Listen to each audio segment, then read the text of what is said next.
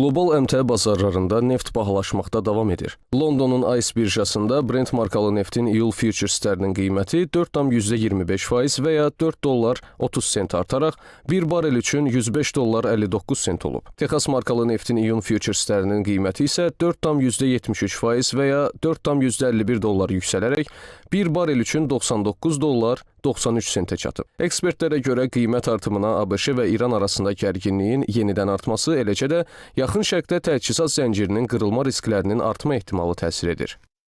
İsrail, Amerika Birləşmiş Ştatları, İran müharibəsi başlayandan sonra neftin ən yüksək qiyməti aprelin 30-da 126,34 dollar dəyərində qiymətləndirildi. Yəni bu Brent markalı neftin London birjasında satış həcmlərinə aiddir.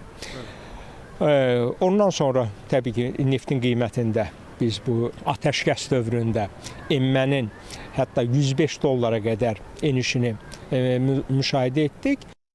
Ekspertlər hesab edir ki, ABŞ ilə İran arasında davam edən qarşıdurma artıq lokal münaqişə çərçivəsini aşaraq qlobal enerji sisteminə təsir edən böhrana çevrilməkdədir. Bu yalnız hərbi əməliyyatlar və diplomatik qarşıdurma deyil, bir növ logistik müharibəyə çevrilib.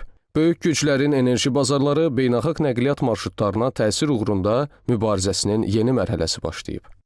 Biz görürük ki, hal-hazırda Boğaz ətrafında, o cümlədən Körfəz ətrafında, yəni bu Fars və Ərəb adlandırılan Körfəz ətrafında münaqişə səngimir. Bu davam edir. Onun hərb fazası səngisə də ancaq logistika müharibədən əvvəlki səviyyədə bərpa olunmayıb. Heç belə deyim də, ona cəhdlər də hələ ki uğursuzdur. Təbii ki, bu da neftin qiymətlərinə təsir edir.